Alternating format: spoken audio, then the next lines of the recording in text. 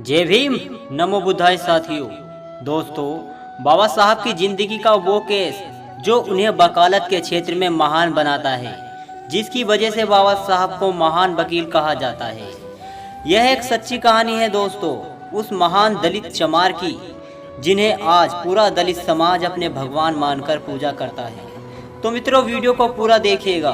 दोस्तों, जब बाबा साहब लंदन से वकील बनकर यानी कि बैरिस्टर बनकर वापस आए और जब उन्होंने कोर्ट के अंदर, कचहरी के अंदर कदम रखा, तो जितने भी कोर्ट के अंदर वकील थे, सब ने उन्हें देखकर पहचान लिया था कि ये तो वही है जो महार जाति का व्यक्ति है और ये आज काला कोट पहनकर कचहरी के अंदर आ गया है। और फिर बाबा साहब अपना ठिया ढूंढने लगे। सबके पास अपने अपने ठिये होते हैं बैठने के लिए।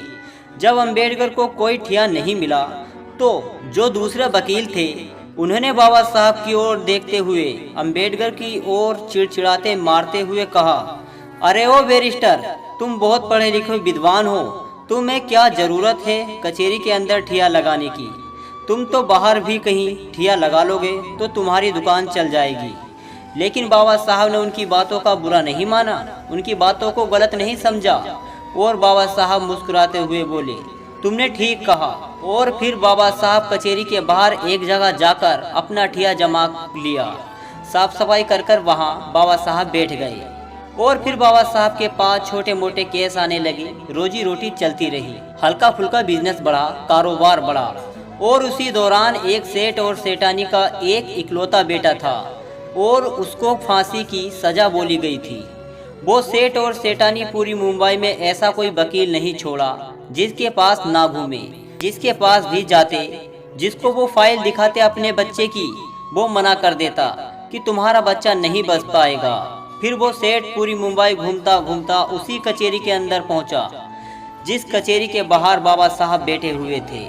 और जब उस कचहरी के अंदर उस सेठ ने अपने बच्चे की फाइल को दिखाया, तो किसी भी वकील ने उसकी फाइल लेने से मना कर दिया कि इसमें कुछ नहीं हो सकता, तुम्हारे बच्चे को कोई नहीं बचा सकता। उसके बाद सभी वकीलों ने बाबा साहब को चिढ़ाते हुए कहा, अरे सेठ, तुम्हारा केस तो वो लड़ेगा जो वहाँ बाहर बैठा हुआ है महार जाति का व्यक्ति। वो बहुत विद्वान है, वो पढ़ लिख कर आया है। वो बाबा साहब को चिढ़ा रहे थे, हमारे मसीहा को चिढ़ा रहे थे। और फिर जब सेठ ने सुना, तो सेठ वहीं पहुंचा जहां बाबा साहब बैठे हुए थे। और फिर सेठ बाबा जी के पैरों में लौट गया और बोला, हे बैरिस्टर, ये बाबा साहब, मेरे बच्चे को बचा लो। तो बाबा साहब ने बोला, सेठ उठो, मैं क्या कर सकता हूँ, मैं क्या मदद करूँगा। फाइल तुमने किसी और व्यक्तियों, वकीलों को दिखाई होगी, उनके पास जाओ, मेरे पास क्या करने आए हो?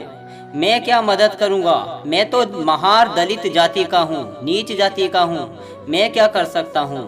फिर सेठ ने बाबा साहब की शक्ल देखकर बोले कि नहीं, अगर मेरे बच्चे को कोई बचा सकता है तो वो आप बचा सकते हो, वरना पूरी दुनिया की ताकत नहीं बचा सकती।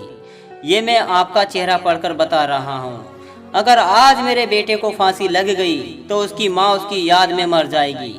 मेरे घर से 2 लाशें निकलेंगी बाबा साहब, 2 लाशें। यह बात सुनकर बाबा साहब को उनके बचपन की एक बात याद आ गई, जिसे उनकी माता भीमाबाई ने कहा था, हे भीमा, अगर कभी जरूरत पड़े कि किसी निर्दोष की जान बचाने के लिए, किसी के पूत की जान बचाने के लिए, अगर किसी अच्छे काम के लिए झूठ बोलना पड़े तो संकोच मत करना भीमा। फिर बाबा साहब ने कहा कि सेठ, तुमने ये फाइल किसी और को दिखाई?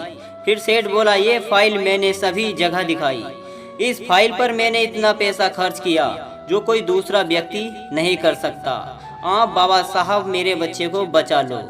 और जब बाबा साहब ने उस सेठ की पीड़ा सुनी, उसका दुख देखा और बोले कि जाओ सेठ, मैं लड़ूंगा तुम्हारे बच्चे का केस। फिर बाबा साहब ने उस केस में अपनी सारी मेहनत लगा दी और दिमाग के साथ वो केस लड़ा। फिर कुछ दिनों के बाद बाबा साहब वो केस जीत गए और उस सेठ के बच्चे को बचा लिया। यह देखकर कचहरी के सभी वकीलों का सर नीचे झुक गया। फिर बाबा साहब बोले कि लो सेठ, मैंने तुम्हारे बच्चे को बचा लिया।